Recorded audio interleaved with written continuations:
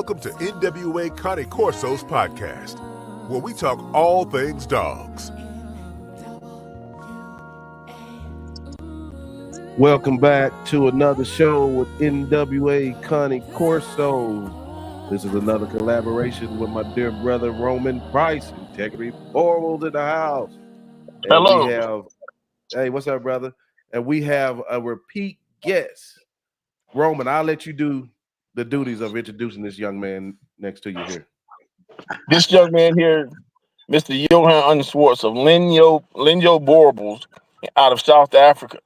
A wealth of knowledge, several generations of knowledge of information on the Boerboel breed, how to maintain the health and integrity of a true, authentic Boerboel, working dogs, true working dogs as they were designed to be, from the start, the true farm and family protectors that they are, that with that awesome temperament that makes them so desirable, not that big slobby catfish of a dog, catfish head dog, or that big sloppy mouth dog, drooling everywhere, and with one that's properly proportioned that can jump in and out of trucks or jump over fences and stuff like that, that had no, he didn't have any boundaries other than you calling him back. Yeah,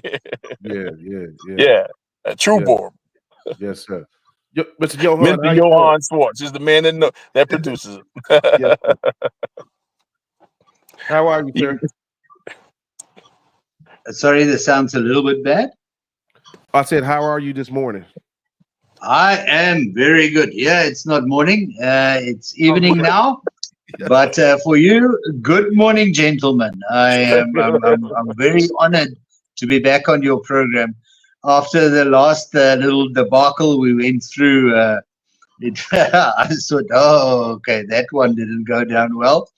What happened at the last podcast that we had, we were interrupted by a repeated phone call that kept on coming in, and eventually I live in Mozambique. I'm originally from South Africa, but I now live in Mozambique, which is a very poor country. And at this time, just following our elections, it's also a little bit of a risky place. I won't say it's dangerous. The people here are very calm, etc. But we've got disputed elections and strikes starting on Monday and things. And what happened is one of my guests, I do own a small farm stay business on my coffee farm. And what happened is one of my guests' car broke down and he was stuck on the road and he could not get here, and he was getting desperate, and he's got a little bit of a hypochondriac wife. So, she didn't make things easier for him. So I really had to go and rush out and get the guy in, and it was an adventurous evening. So I thank you for accepting my apologies and for accepting the facts that I face here. Hey, no problem, man. We understand. We definitely understand. Hey, well, I want to start off this way. I don't want to say. Sorry, guys. I had a dog jump the fence. Oh, no, you're good. I don't want to say I underestimated you, but I don't think I did the best due diligence on my research with you. Man, I went to Mr. Johan's YouTube channel, and oh my God. I was just like, man, I could do multiple shows with him. I mean, it was really it was hard to know where to start with him. But and you also have a book, am I right? I've written 2 books about the Boerboel, and I'm busy on a 3rd book at the moment. I decided to change a bit of stance with the books. The first book basically emerged because I did not believe where people were telling me where the breed was coming from. We covered that in your previous podcast where I said, man, I was told stories about where this breed was coming from and who created it. And none of it made sense. When I really started researching it, it turned out that nobody's researched it before. And that most of the stories were not true. So I then published a book on the Boerboel, and that was my first book that I wrote. and that was on the origins and the history of the breed, because it was just never done before. And that was an interesting book to write, because I really had to go into multiple sources. And eventually the book turned out to be about a 134-page book, purely focusing on the breed. Nothing to do on the breed standard, nothing. It says, where does this dog come from? And what was its history? How did it go through the wars with the people? How did it go through periods of poverty? How did it end up where it is now? So that was the first book I wrote. Then I got pushed to start publishing a second book. For many years, I was a trainer. I trained many Boerboel appraisers and breeders. I've never been shy with information. If I know something about the breed and I keep it to myself, it does nothing for the benefit of the breed. Yes, sir. So I've always been sharing. Ever since I was trained as an appraiser, I think I started my first training session for the other guys that did not pass the exam. And we started working together to try and get them up to speed and to get them through. Now, I ran into a bit of difficulty with the second book, because I wanted to come up with a common breed standard for the breed. And I really did a lot of research. Now, how do you write a common breed standard if you already have 20, 30 breed standards out there? Because every country, every continent have their own idea of what the breed should look like. And nobody has the balls to sit down and say, this is the breed standard. But I soon realized that to call it a breed standard would be fighting against thunder. It really won't work. Because you will be telling something that so many other places are telling and claiming to be correct. And I realized that I had to step away from calling it a breed standard, and for the first time go right back to the original standard for the breed, the very first breed standard, and start comparing it item by item by item to the progression that it went through and where it ended up in modern breed standards. And then take that simple little item and refer it right back to science and see what was the reason for this. Was there a reason for it to deviate, or was it pure breeder fancy? And that brought me to writing a massive book. It's an over 300-page book. I have not published it in hard copy at all. It's all on the breed identity of the Boerboel. We've got to realize that overarching over all the breed standards that the Italians might have, and the Americans might have, and the British might have, and the Russians might have, somewhere for every breed, there's a breed identity. If you don't draw that line and create that breed identity, nobody will ever know how far they have drifted from the original. Okay.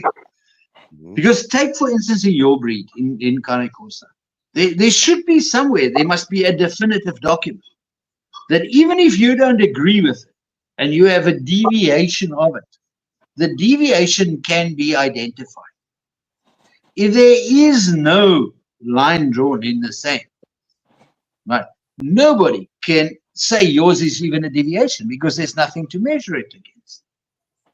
So that was a massive work. I used the material that I used in my training of appraisers and breeders over many years, and the pictures that I used and collected over many years. And I wrote this book, and both of my books are published on our ebooks. It's the easiest. You know, I live in Southern Africa and in Mozambique. Now, guys, I don't know if you understand what that means. Mozambique has 37% of the population suffering chronic malnutrition. Right. We have 65% of the people living on less than $2 a day. Right. This is a poor country.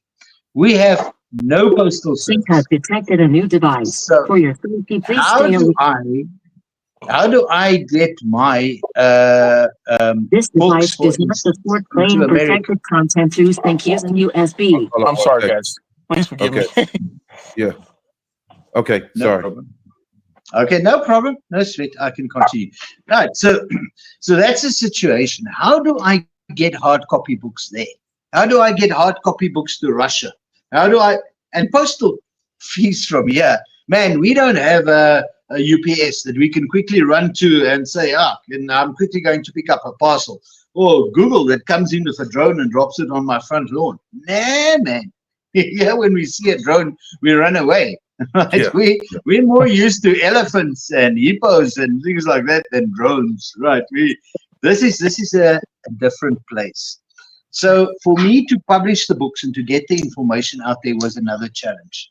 It's one thing getting the information together, one thing getting it professional format, writing it well, making sure you don't cross-reference different things and don't say things that are not exact. You know, one of the most difficult things is to write a book like that and not rely on rumor. Yeah. If you rely on a story that you heard, it's not valid. You've got to go back to the facts, and only then can you publish something that's really worthwhile. And that's what I try to do. The new book that I'm writing is just simple. I'm going to make shorter books, little books, information booklets, and also put them on ebooks and let them rip. The new one I'm writing is just on the male dog, the Boerboel male. And it covers its temperament, its mobility, its conformation, lots of things in there, but it's more focused on the male and the reproductive cycle and the role that the male dog plays in that. I'm not a veterinarian. So for me, lots of the research is difficult. And there might be people that are coming up and saying, you know, there are other things, you missed this, or you haven't seen this research. Yes, I'll take that risk. And that's what makes it easy with an ebook. I can go and I can amend some of the information and just put it out again. So yes, that's where I am with the books. All my books are available on lulu.com, lulu.com. It's very simple. It's an ebook reseller and publisher. You simply go and in the search bar, enter the word Boerboel under books for sale, and there my books pop up. Simple as that. What's the name of your YouTube channel again? Oh, shoot. I think it's Boerboel Academy. Yes, Boerboel Academy. Boerboel Academy.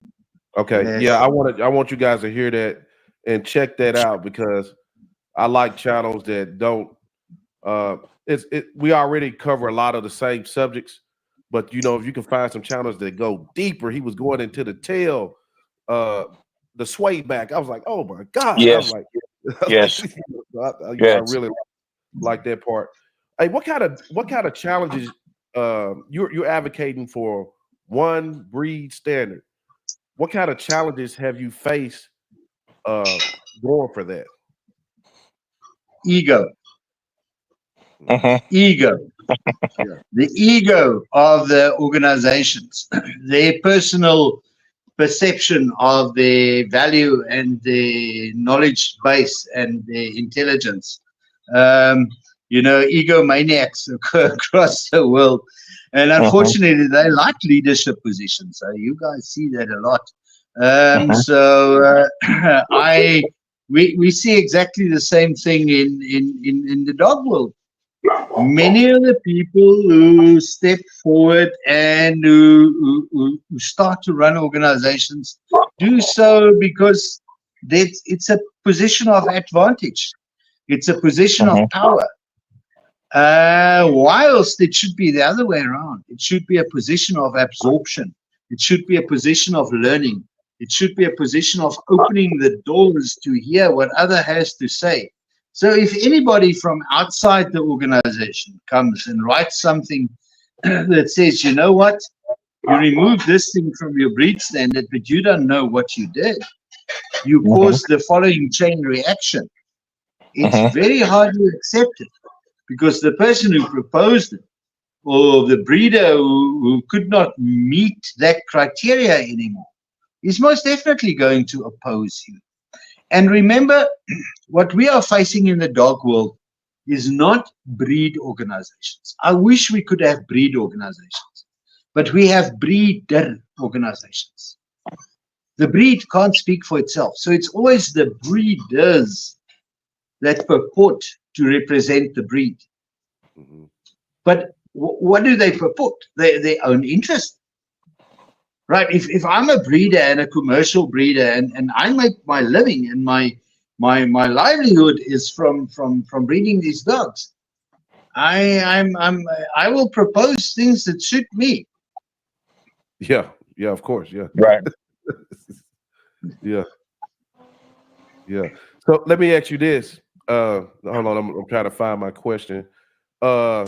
You mentioned a need for an original or core breed identity.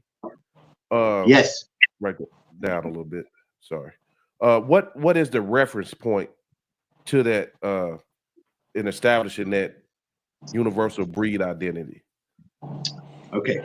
Fortunately, in the Boerboel breed, we had an original breed standard. It was poorly written by a group of guys who had best intention, but not always the best vocabulary, right? Or the best knowledge of the descriptor uses, for instance, the descriptors of certain features, etc., in the dogs that is used by the FCI, that are used by professional evaluators nowadays. You know, if you told these old farmers that were writing the Boerboel breed standard, the initial breed standard, to look at the slope of the croup, they will tell you the slope of the what? Right, the dog had a hanging ass or not? Right, it was that was basically the way that they saw things. So it was written in layman's language, and some things were omitted from it. Science also came in and showed us that there were some places where they were wrong. Some assumptions that they made were not 100%, but we had a baseline, and that's the baseline from which I started working. The document was not old. It was only written in 1987. So the Boerboel was left alone. It was not really interfered with by breeders for many, many years. It's only very recently that this dog breed started coming under the influence of breeders. Right. Gotcha. Roman, you got anything before I keep doing? No, go ahead. Okay. So let me see. So when it comes to I'm having an internet connection. Hold on a minute. So sorry. When it comes to this dog, before we got on, you mentioned that some of the basis of the Boerboel works across all breeds, and I remember you was talking about the Canary Islands. And I didn't know the Canary Islands had a big population of dogs, because we know that the Presser is a recent breed, the Corso is a recent breed, and but the Presser it derived directly from the Canary Islands. And is there any influence or relation to the Boerboel with that dog? Aha, very interesting question. And that was part of the research in the original book. Because when I came across a possible source of the dogs being picked up from the Canary Islands, which in those days were called Ilha de Caniche, the dog islands, and brought along the African coasts on the Portuguese sailing ships, I had to find out, but where are these dogs now? What happened to them? Are they really the dogs of the Canary Islands? Are these just Canary Island dogs that have just now find themselves in Africa, and we've got to go and say sorry to those guys? Listen, we wrote a breed standard in error. Our dogs are actually dogs of the Canary Islands. Then I found out that when the Portuguese started going to the Canary Islands and exploring the coast of Africa, right, it was in the late 1400s and 1500s, right? Mhm. In those days, the Canary Islands, and they still do, belong to the Spanish king. Mhm. And the Spanish king used them as a refreshment station. Now, in the days of sailing ships, refreshment stations were very important because that's where you went to get new salted meat to put on your ship, to find fresh water to put on your ship, to restock all your supplies on your ship to continue on the rest of your journey. Now, the Spanish king made a big investment and he sent a lot of livestock to the Canary Islands. But the Canary Islands had these big wild mastiffs. Right? Some of them were tamed. We read reports that the schoolmaster was allowed to keep his dog and the butcher was allowed to keep a dog, etc. So yes, some of them were domesticated, but not all of them. And especially these dogs that lived out in the wild started causing damage to the investment of the king. So the king issued an edict. The edict was in 1530 something, right? Many years ago. And he said, kill all the dogs, right? Exterminate those dogs on the islands. By that time, a lot of these dogs have left already on the Portuguese ships. And they were being seeded all along the African coast as these ships were moving around, trying to get to the spice route, find a new route to the east to go and buy spices. So what happened is the original dogs, the original Canary Island breed was wiped out. 1 or 2 dogs remained. They were not a viable population. What we see now as the Presa Canario, and there's a couple of names that they are being called, are resurrected dog breeds. And you can go into the history of those breeds and go and read it, and it's confirmed. They are resurrected dog breeds. And the Boerboel was not used in the resurrection of any of those breeds. Gotcha. Because they also did not draw the parallel that some of our dogs might have gone down the African coast and are still surviving in Southern Africa, in countries like Angola, Namibia, South Africa, Mozambique. There were still dogs there. They wouldn't have drawn that connection. Right? So they resurrected the breed as well as they could, and they tried to create a breed that looked like the original. And they were pretty successful. If you look at the dogs that they have nowadays, lots of them are, they look like smallish Boerboels. Right? They at the same, they even in their first breed standards repeated the colors of the original breed. So if you go back to the breed standards followed for the Presa Canario, for instance, you'll see in their original breed standards, what were the original colors of the original breed? And they tried to follow that as well. So that was the baseline that we could work from. Got you. Let me double back on something you was talking about in the standard. I hear sometimes judges refer to there being different types or styles within a breed standard.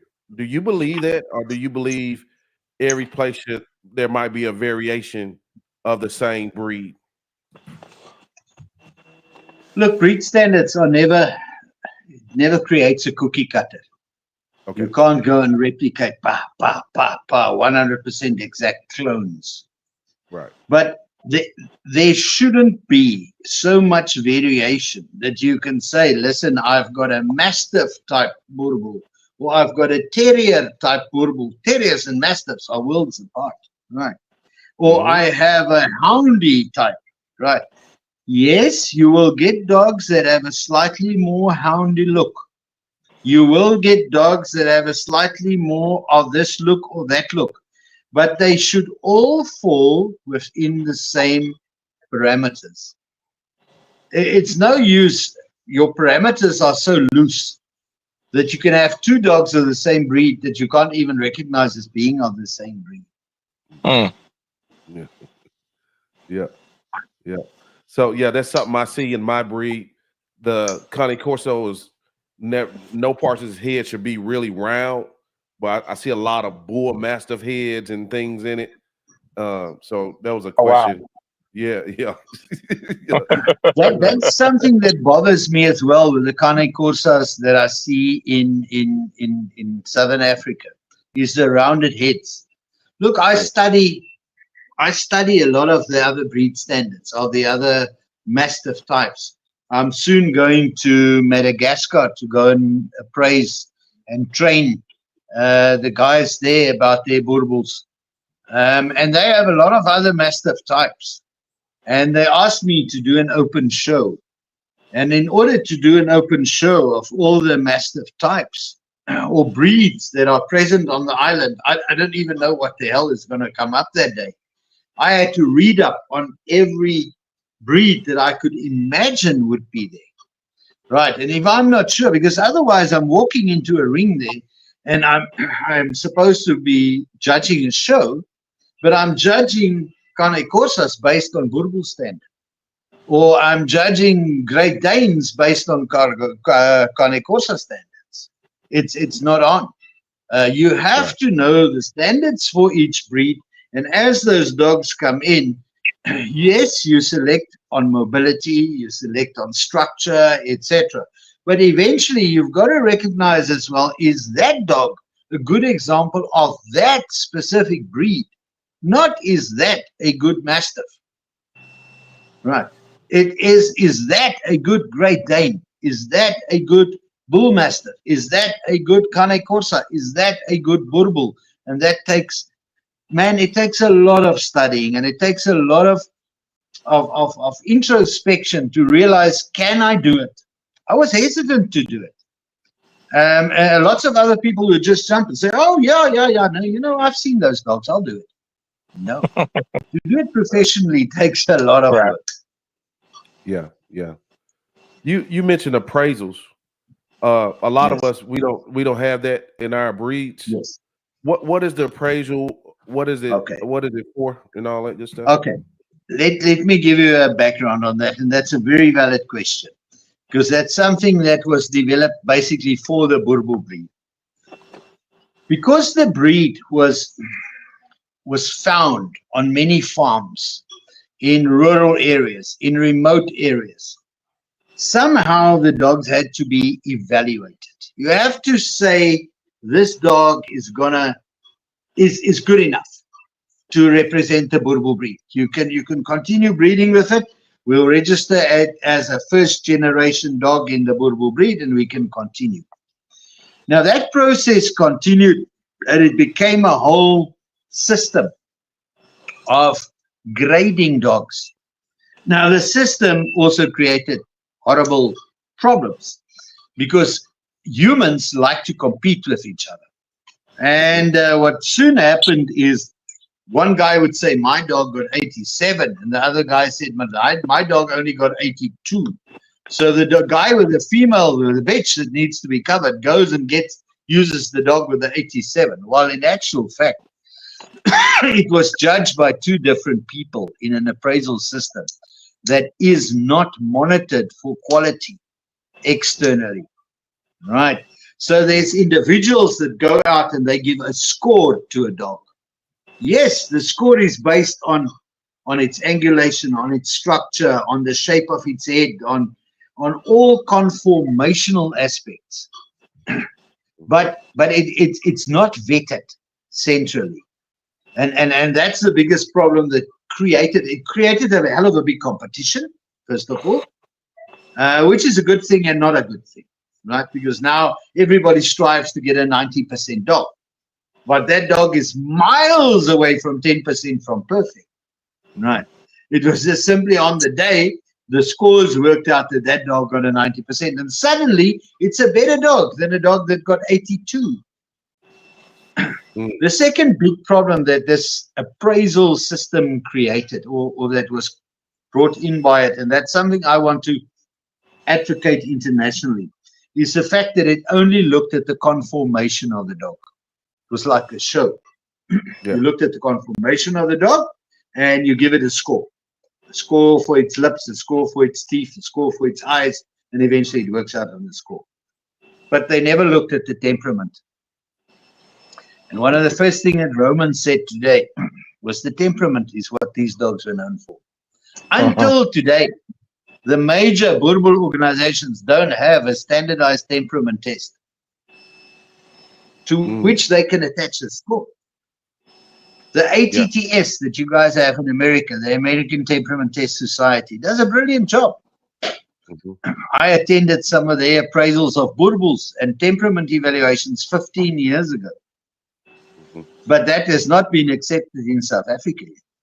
Oh, wow. No, here they say, no, temperament is, we'll leave it for later. We'll address it one day. Right.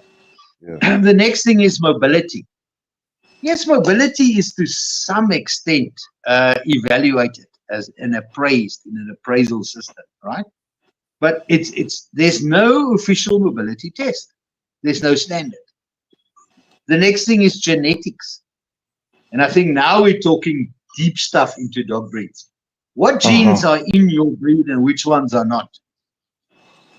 Does your breed, for instance, have the Merle gene in it? Is it acceptable or not? If it isn't, it should be written out in your standard. And somewhere somebody's got to give an evaluation of this animal that you want to use for breeding based on its genetics and its health tests. Right. So that's the full suite of factors that should be addressed when you're looking at the quality of a dog.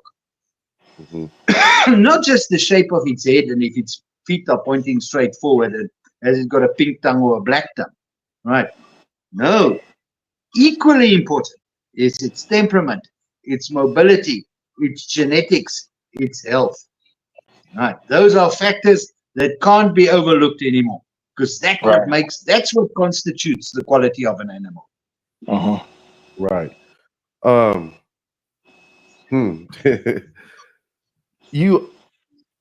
don't know which way I want to go with this. I got two things on my mind, but let me stay on this because I thought it was so interesting when I saw that video.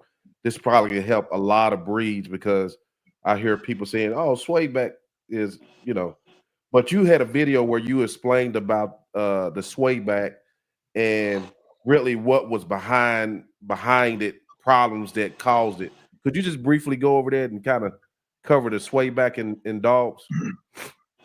I know by training, I'm a business analyst and a scientist, so I'm used to looking at things from a little bit of an odd angle at times. And if you look at, for instance, a dog with a swayback, you've got to look at mechanics and decide when would something hang. The swayback is simply a dog's back that hangs like that. Now, when would the bridge sag? Right?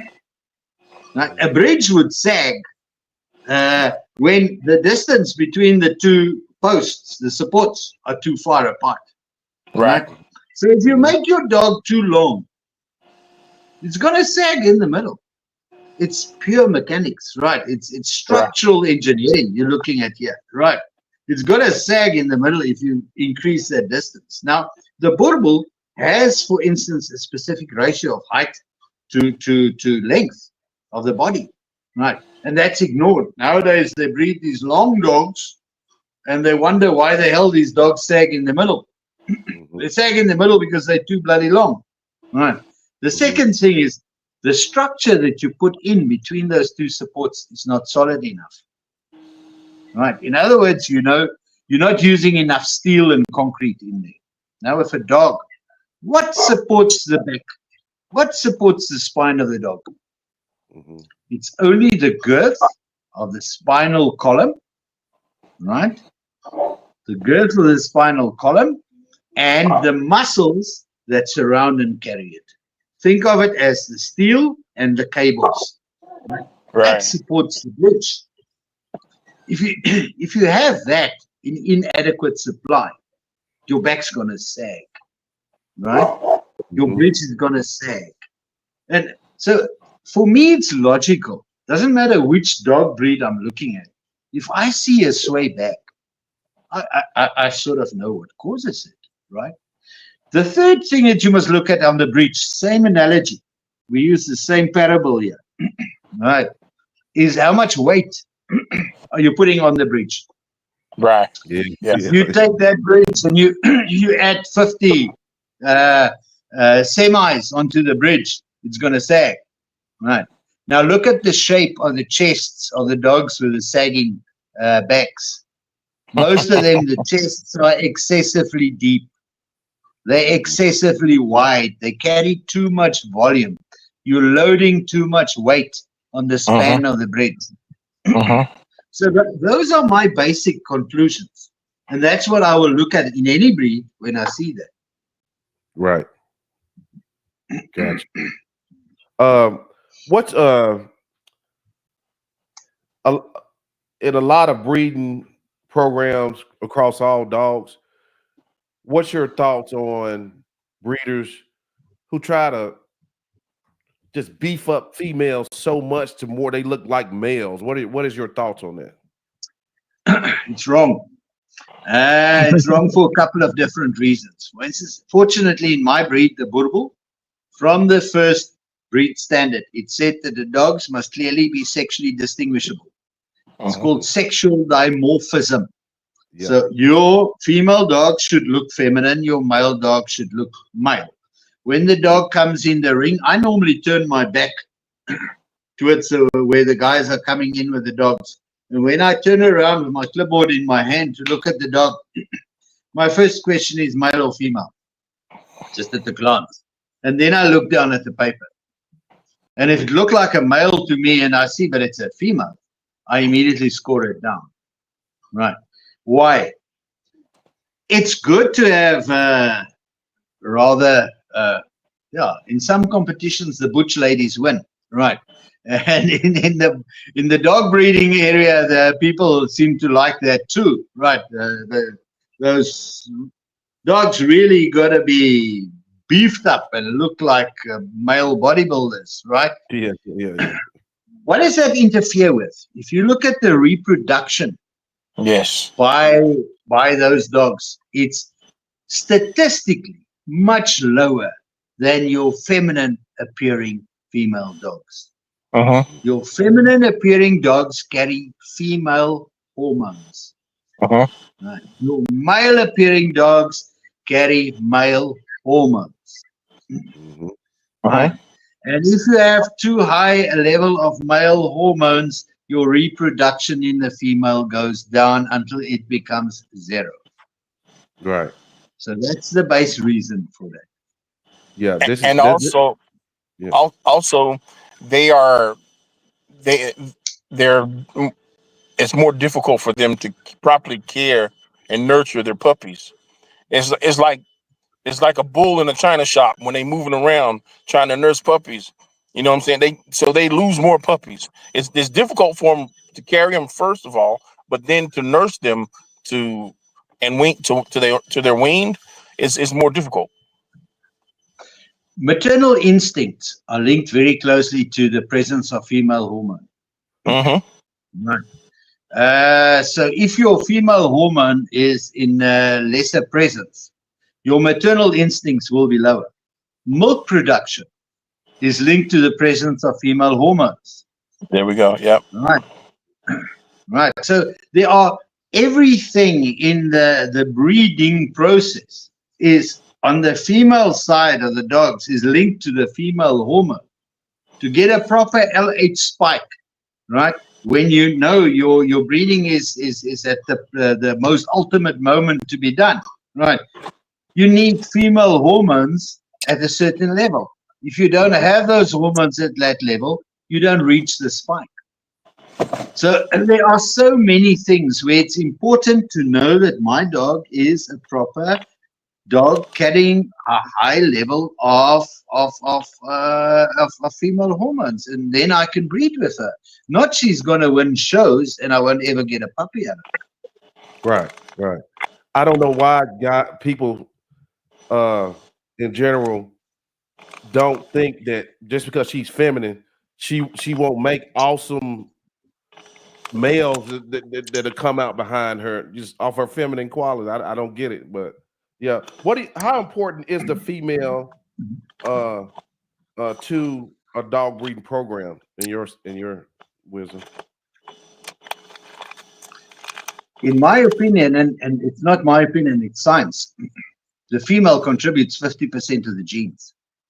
The male contributes 50% of the genes.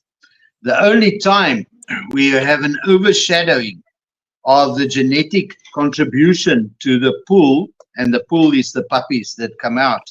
The only time when you have an overshadowing of the one genetic contribution by the other genetic contribution is when you have serious inbreeding on the one side. So inbreeding can cause you to carry over traits more successfully. And with all the risks, etc., associated with it. Yeah. But that is the only time when the female, for instance, if you have a female that's hardly got any inbreeding coefficient, and you use a male on her, which is a 50-60% inbred animal, it's going to carry a lot of the traits of that male dog, right? But you must realize that it comes with lower fertility, shortened lifespan, etc., etc., etc., right? Everything has its risks. I believe in doing things the natural way. You know, I have a farm here. I grow coffee, but I grow coffee which is so different. I grow coffee with no fertilizers, no insecticides, no nothing. It's 100% organic. It's a species that is resistant to all the pests and the plagues that other coffees get. I believe in doing things naturally. In all my life, I try to eat healthy, natural food. And when I breed my animals, I follow the same principles. I will not breed a dog with a known genetic disease to another dog because I know I'll transfer it into my puppies. Right. It's stupidity to do that. But what we do is we underrate the role of the female. And we say, you know, just that's a stunning male. I'll pay a lot of money to put this little crappy female on mine on her, on him on her, and then I'm going to get champion winners, dogs that are fantastic. The same goes when you take the show winners and you put them together. You often get crap puppies because you're not looking at the genetics, you're looking at the conformation of the two. Right. If you could look at the genetics, you could make wonderful recipes. But at this stage, we're not there yet. We don't know enough about genetics. Gotcha. Roman, I'm finna ask one more question, and then I'm gonna let you get on it, doggone it. So this is your breed, brother. So I'm gonna get out the way. I'm hogging the interview. No, man, I'm learning, brother. I'm telling you, I told you when this is the man that knows, that has the information about the Boerboel breed, and that will in order to restore these dogs back to their once glory, he knows how to do it. He would know how. Yes, sir. All right. Well, I know you know some things I probably don't know, but I want to get into this because I see this as a kind of a hot topic in you guys' breed is the black dogs. What are your thoughts on the black dogs? How did they come about?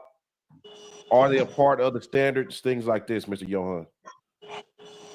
Okay, as I said earlier, unfortunately, breed standards are written by breeders.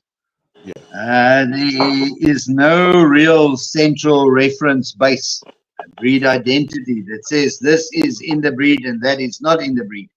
We were talking about genetics earlier, and I said it should be as soon as possible identified what are the true genetic characteristics of a breed. For instance, is your dog, for instance, the Great Dane breed allows small spotting. That's a genetic, gets carried genetically. Does your breed allow it? If it isn't allowed, specify it. The same goes, for instance, with Merle. The same goes with lots of other genetic, not just color, genetic anomalies of the teeth that are identified. Prolapse, which could be genetically linked. Many different factors has to be, as far as possible, identified genetically and described genetically and identified if they are allowed or not. Right. Now, unfortunately, our breed standards didn't keep up with science. And in the case of the Boerboel, the initial breed standards were very clear. They stated very clearly that black is not an allowed color. Why? Was it because of discrimination? Was it because, oh, what the hell, don't they just like black dogs, etc.? No. In those days when the breed standard was written, 1987, there were mostly, there were very few black mastiffs in South Africa. The importing of dogs from Europe hasn't really started in 1987, right? In 1987, most of the dogs that carried the black gene was either Rottweiler, right? Or there were some black shepherds that were already in the country, and Great Danes. Those were the breeds that carried black, right? And the breed never had it.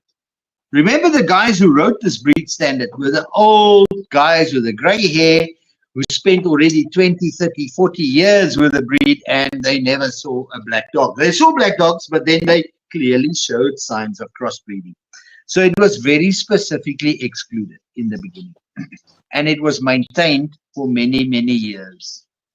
Then a very serious commercial breeder, and he's well known who he was and everything. He started experimenting by producing black dogs. Now his initial black Boerboels that he called Boerboels, his initial attempts were failures. They were real serious failures because he used, black Labradors. Labrador was the other dog with the color. And he initially used 3 female dogs that he brought into some small little organizations register under rather dubious circumstances. But in any case, these dogs were known under the kennel name of Miller Poppy, Miller Lady, Miller Dora, I think was the third one. They looked like black Labradors. They were probably black Labradors that were crossed with a Mastiff of some kind, probably a Boerboel, who knows. But suddenly he had these 3 black female dogs that look like labs. The pictures are available on the internet. Anybody that wants to go and research the origins, just go and search.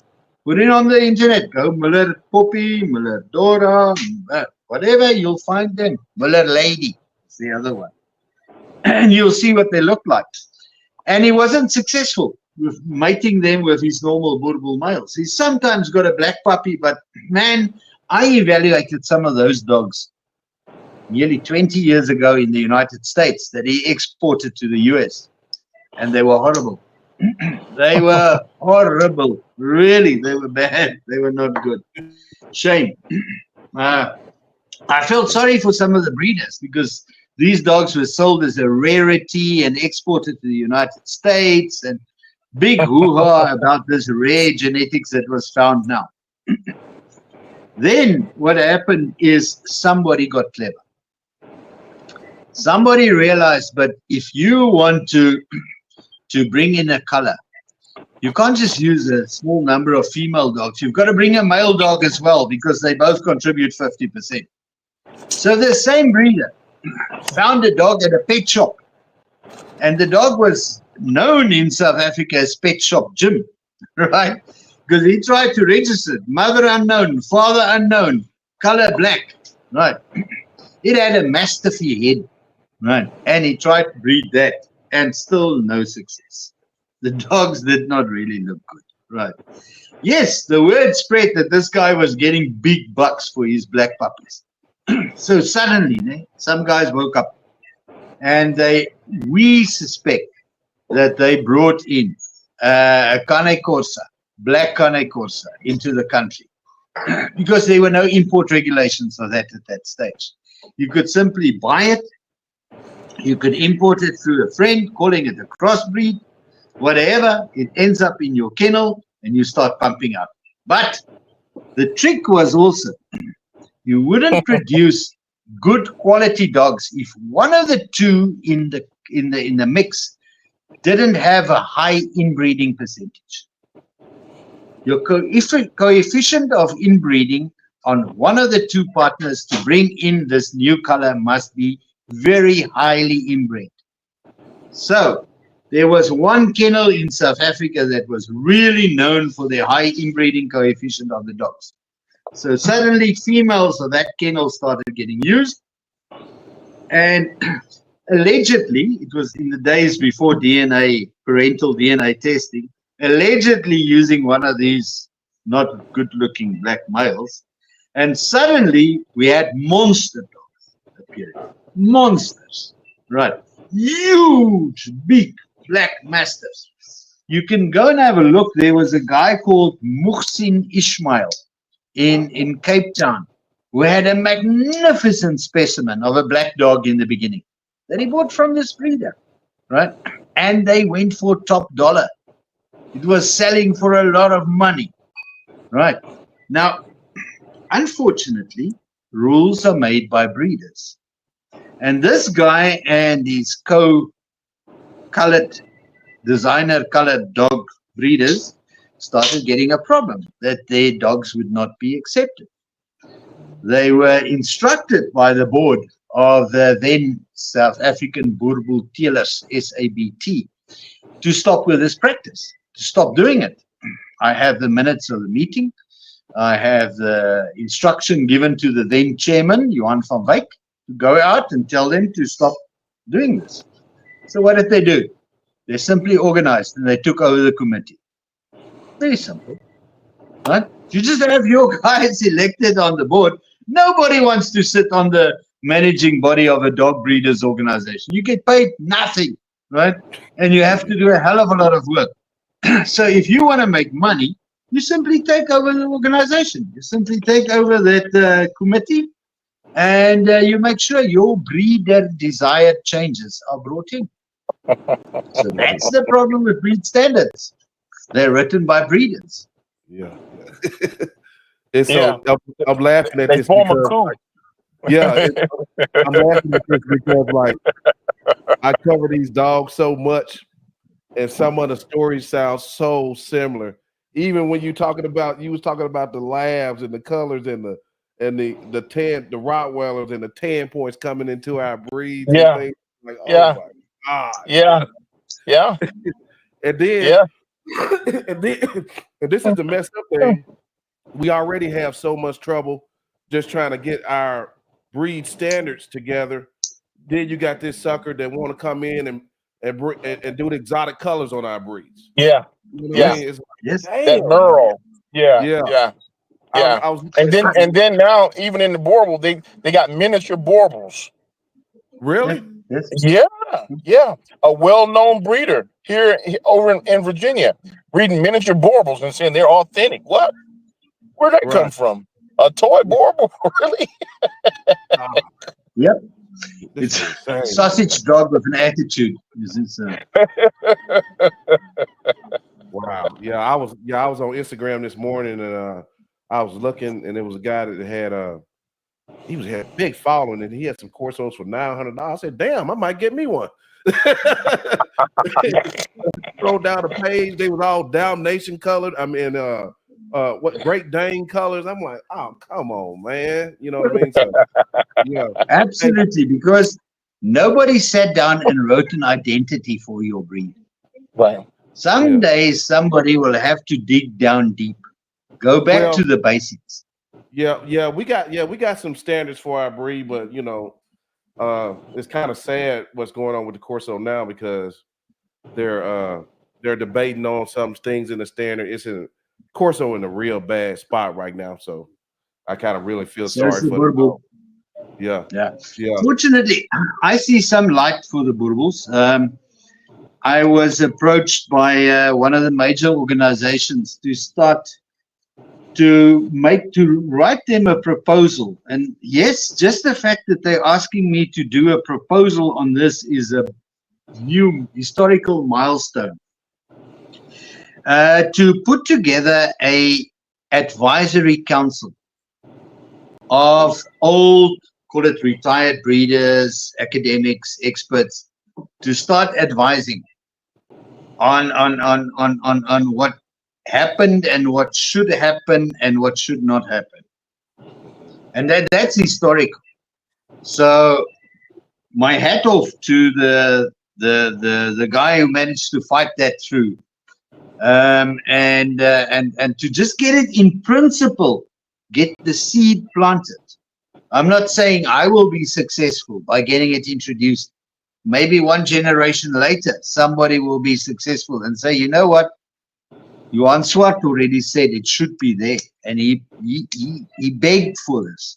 So I'm busy with a very carefully worded, very strategically positioned document to try and get this through a committee that consists of breeders who doesn't want to hear that, who doesn't want anybody telling them, you know, advising them, not telling, advising. Let me be very specific in my language here.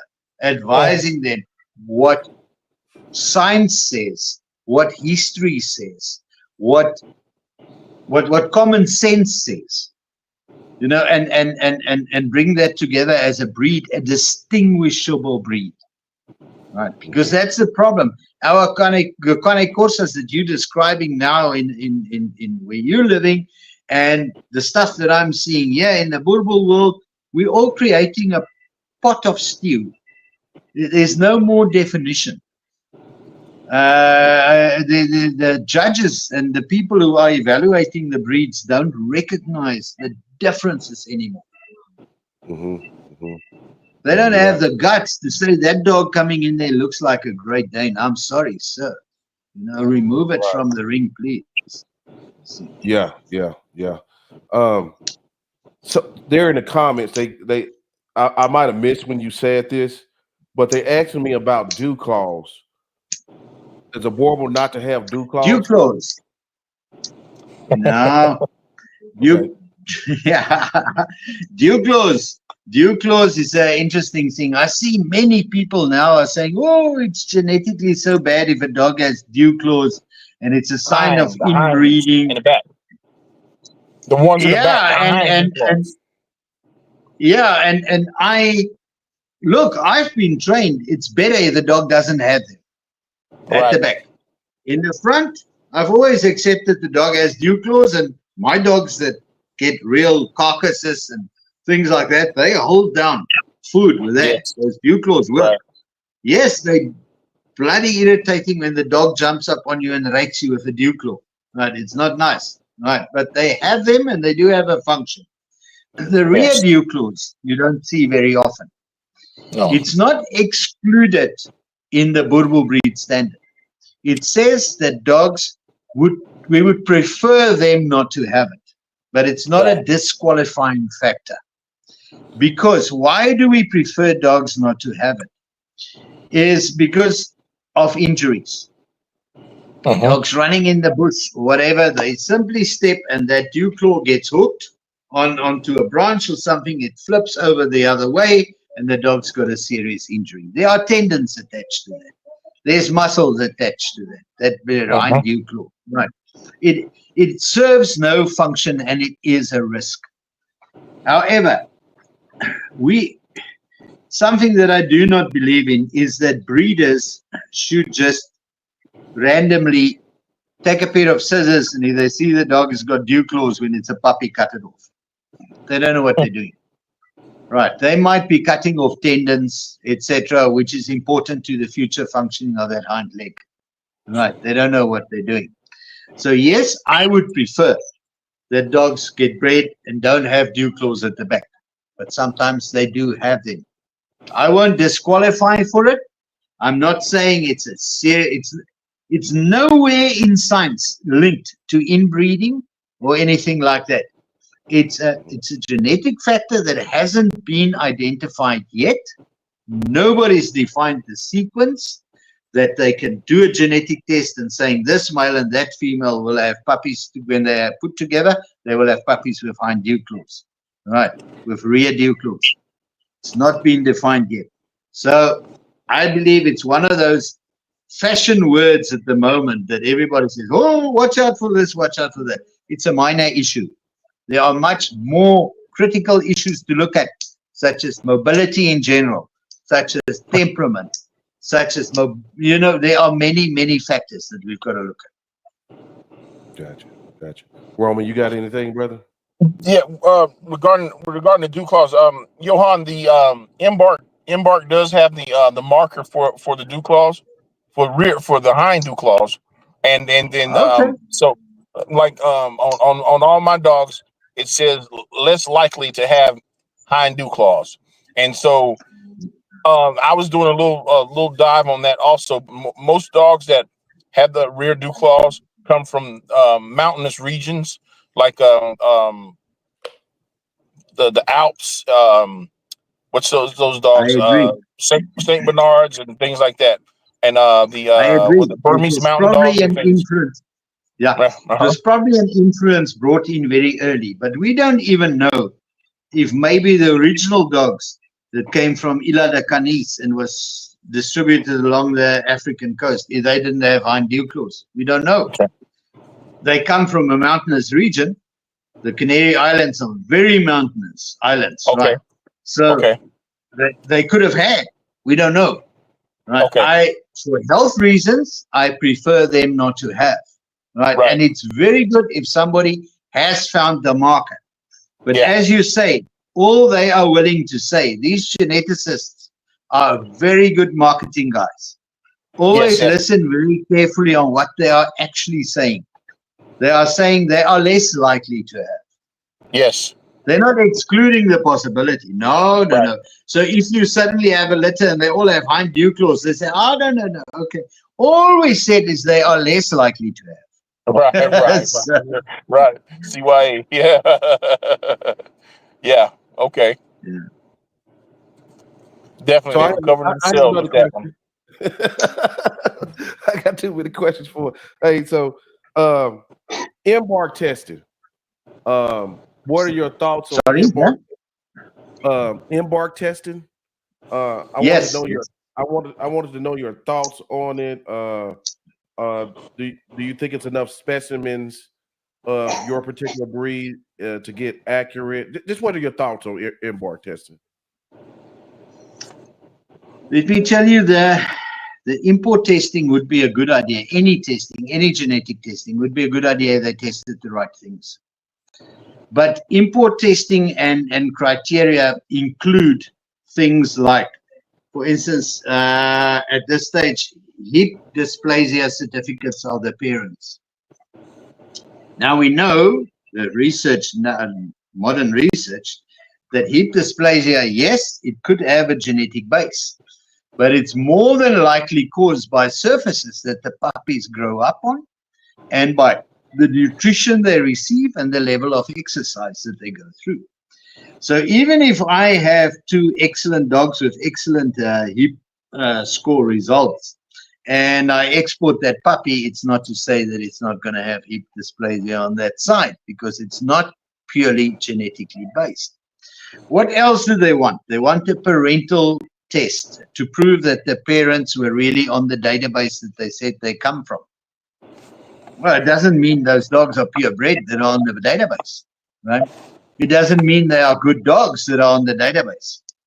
The next thing is they want you to do all blood tests, titer tests, etc. Your dog's got to have injection for rabies and test proper antibodies for rabies. Good. You don't have rabies in the States, do it there, right? It's fine. Keep it there. That's one of the right things to test. But then there are other very antiquated things. I know some countries wouldn't accept dogs, Boerboels from certain, or any dog from certain countries, because they say there's heartworm. Yes, we do have heartworm in Africa, but we've got a remedy for it. Simple. Yes, we do have, there are tests for it. If a dog goes out of the country, they can test if he's got a heartworm or not. And if he hasn't got it, it's fine. To put an outright ban because you say that there's heartworm in that country, no dogs can come in, is stupidity. Follow science. I think in many cases, some of the state veterinarians or the people advising the state on veterinary matters studied a very long time ago. And they, in many instances, I think they haven't really kept up with science. Because if I look at the import testing, the export testing from, for instance, a country like Mozambique or a country like South Africa, there are many other things they should be looking at. It's purely administrative hurdles at this stage that has to be overcome, and that makes your dogs very expensive. Boy, you ain't lying. Yeah. God, yeah. Yeah. Roman, you got something else, brother? The again, the U.S. has definitely made it very difficult to import dogs from South Africa, and I personally I believe it's a money issue, a control issue, where other countries that are frowning upon the U.S. dollar now, they want to back away from the U.S. dollar, and I think that the U.S. is tweaking and twerking ways to penalize them, what I'm saying, on small scales, but effectively. You understand? Effectively, yes. It's about money. Yes. Yeah. But let me tell you, you guys don't need to import good dogs from South Africa. The genetics are already in the States. Right. You remember when breeders in South Africa, for many years, it's an open fact, if they had a litter of puppies, the best puppies, let's say the best one or two were kept in the kennel. Sometimes. Most of the times the economy was pinching a bit and they would sell it for dollars. Right? The best market that they could get the highest price for was the US. So really the dogs went to the US and to Europe. The best dogs. The crap, they exported to other African states. Man, they really, if you, it's so well known. For instance, here in Mozambique, you ask a South African breeder for a good dog, you're gonna get the runt of the litter, right? Because the best ones are going to the United States. I see the dogs that are sent to Kenya, that are sent to Tanzania, that are sent to Ethiopia. Oh, man, the quality is shocking. It's shocking. Well, they've dumped a lot of trash over here too, though. Oh yes, they did. Now you must imagine how much trash they dumped in the African states if they dumped so much on your side. Yes, sir. Hey, y'all, let's get the likes up. Please get the likes up, man. It ain't a lot of people that would come and share this type of information. Get the likes up, share it. Make sure afterward y'all go to Mr. Johan's page, the Boerboel Academy. Subscribe, get the likes up, get them up, get them up, get them up, get them up. Who has been some of the most influential people in this breed? Well, for me, it has been this guy here, Johan Swart, James Brennan. And I'm grateful for them because I was able to come in at a time where just before James passed, and got to know truth, because these are guys that spoke with integrity and they live by it. And you know what I'm saying? That's something that's extremely important to me. And I'm thankful for that because, I mean, you hear a lot of stories, like you said, these guys, and they running with lies, and they selling people garbage dogs and dogs that, the overbite or underbite, the dog's head is just out of place, where all of these things mattered. You know what I'm saying? The proper size head of that dog, he can't function properly if his head is just too big, If his head too big, chances are, the mama had to have a C-section, or it would have killed her and a whole litter of puppies. You know what I'm saying? If that head would have got caught in the birth canal, if these dogs can't function, run properly, if their gait is off, I've seen some look like, with their feet look like frog feet. You know what I'm saying? Like the feet of a crocodile or something. You know what I'm saying? The toes spread so far apart like flippers. I'm like, oh my God, what in the world is that? That dog can't function. The dog can't swim. He can't, he get in the water and he just goes straight to the bottom. You got to jump in there and save him. Something's wrong. They selling these monsters with all this loose, drooling, dripping skin everywhere.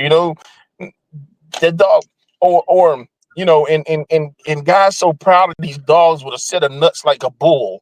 There's something wrong with that dog. There's something wrong with I that agree. dog. It ain't no way in the world his nuts should hang like that.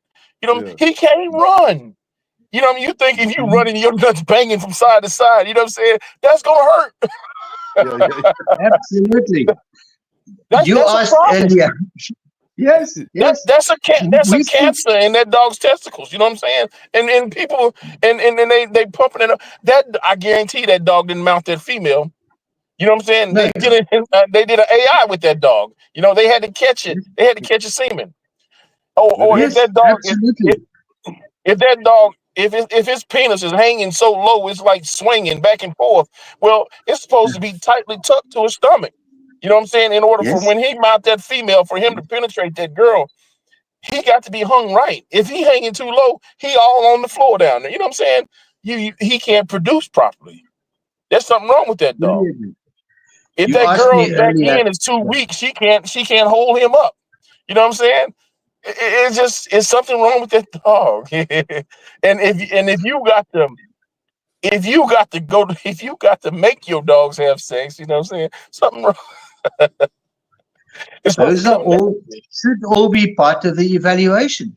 That's Exactly. what nobody's discussing there is quality, right? And, How and do the you guys, they are actually know robbing. if the quality is right or not?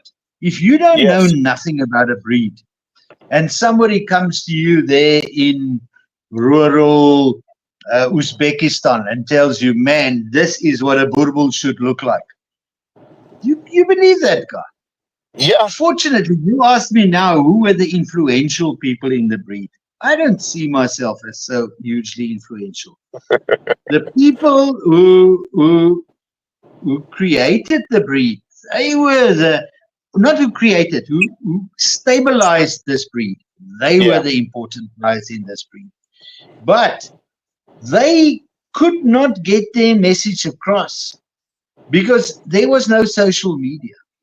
So I think what we should rather look at, what are the events that are shaping breeds? And, and one of the biggest events is social media. Social media spreads a lot of untruth, but it's also got the capacity to spread the truth. That's right. And it's dependent on us that can evaluate, that have got enough experience to evaluate, to find a way to expose the bullshit. That's right. Right, and to add a badge to the meritorious information, the correct information that carries merit. Yeah, that's right. right. You made a very good point about not who created the breed, because a lot of times the people who created breed, they didn't have it right. They had a lot of stuff out, but the ones who stabilized the breed is just as important than the creators. Because I know we have a lot of times in different dog breeds, they'll go back and try to resurrect Bingo the Tingo. I'm 20,000 generations ago and act like but it was the ones who really did the cleanup process that really helped the breeds. Good point. Thanks for saying that. Yeah. And we've just got to realize that science and social media is going to expose a lot, and we've got to be able to manage that. And I think that's the biggest challenge that lies ahead. I see every day people posting on Facebook dogs as the most magnificent example of a breed that ever existed, and I look at it and I don't even want to answer. In the beginning, I jumped up and down and answered everyone, and I wasted my breath. I really wasted my breath. They're not listening. Yeah. As you learn more, you start to see more. Like, wow, I could believe that. I thought that beefed up thing was like the shit. It is. It is. It is shit. It is shit. Yeah, you're correct. You're absolutely correct. Well, on that topic, I have a Straight glass of trash. wine. Yes. I'm just ordering a glass of wine from my wife. So, Well, we're yeah. gonna host No, it. I'm raising the next generation Boerboel expert. Jordan, come here. Come here, my boy. Let me introduce you to the world. This is the next owner of Linjo Boerboels. Come here. Come here, come Okay. here, come here. Let the world see you. Come here. This is my boy Jordan. What's Okay. up, brother? What's going on? What's up, brother? Say hello. Hello. Hey, Hi. How are you? Good. Great. So Man, this is gonna be the expert in the future. Now I that's can what's go up. back. Awesome. My son got like that Spider-Man shirt too, brother. Yeah. Yes, he's at that Spider-Man's age, right? Yeah. Awesome. So, Awesome. So mhm. let me ask you this. I want to go ahead and wrap it up. I don't want to take all your time. I know it's evening time for you. What are some Yes, of the please. biggest myths and misconceptions in your breed? If you could name a few. Probably the biggest myth is the fact that Boerboels were bred to hunt lions and kill hyenas and really? chase away the leopards from the yard and all of that. And that's still the conception. And even if you look on Wikipedia, it tells you, these dogs were bred by the farmers to help them to hunt lions. No, man. You ain't seen a lion yet. All right. Me tell you, I grew up in the bush. We do have lions. We do have elephants here. The elephant is not scared of a Boerboel, right? Some of the wild animals might run away a little bit, like a hippopotamus. They would okay, he's barking at me now. I'll trot away back to the water, right? But the fact that these dogs were bred to protect, yes, but to protect against unreasonable odds was never their job. All right. They could make a hell of a lot of noise when the lions were coming closer, or the herd of buffalo was coming closer, or there was a hippopotamus coming out of the river and wanting to eat in the garden. That they could do. And they could bark at it, and some of the animals would run off. I know about Boerboels that in a pack managed to attack and kill a hyena or something like that, but it is not the norm. Some of my friends in Kenya, for instance, this one specific breeder lives on one of the big wildlife ranches. And he has to close his Boerboel kennels at the top as well. It's got a closed-in roof because the leopards will come at night and jump over the fence and kill the dogs inside the kennel. Those are the facts. There is no dog breed that will stand up to a leopard, right? I have guys coming here to stay at my lodge that professionally catch leopards, because we have a big problem with leopards here in the bush. They do cause lots of damage to the cattle breeders. And what these guys do is they've got a bunch of very big dogs that are specifically trained. When they spot a leopard, they will chase it. They will bark. The leopard will back away until it's in the bush. Then this guy will come up with his dart gun and he will tranquilize it, and they'll put it in a cage and remove it. The role of the dogs has never been to attack or to kill it, right? And it was the same in the old days with the old farmers. They respected nature around them. They lived amongst lions. They lived amongst leopards. They lived amongst all other types of wildlife. It was not a protection like in go out and kill it, right? It was warn me about it and let's manage it. That was the attitude. Now, that's one of the biggest misconceptions about the breed. The second biggest misconception, and that's a modern misconception, is that Boerboels have to be huge. They were not huge dogs. Boerboels were never massive dogs. They were medium-sized, mobile, active dogs. They did not weigh 100 kilos. Never, never, ever. Right. Boerboels were round about a maximum of 70 kilos. If they reached the point of 70 kilos and 70 centimeters in height, they were frowned upon. If they started going over that level, they were frowned upon and they were said, no, no, no, no, no, no. But then the market that pays the dollars wanted big dogs because, man, I am a man of stature if I've got a mean mother of a dog. Right. I need to be able to kill anything in my way. So there's a market for these huge monstrosities. And that changed the breed and the breed standard, because the standards are written by breeders and breeders are driven by demand. Gotcha. So I think those are the two that I want to highlight. It's just Right. just size and the role and the function. Gotcha. Well, I watched the Roman, video. I watched the video, Johan, of in South Africa where Boerboels were used in Kruger to track poachers, rhino Yes, poachers, they're very good at and that. Yes, elephant yeah, poachers. yeah, I thought yeah. They're very that was good at awesome. that. Yeah, no, they are used all the time. We do use the dogs. We use the dogs. These are working dogs. Yeah. They're not working for titles, but they in the bush. They are used to go and look where are the cattle.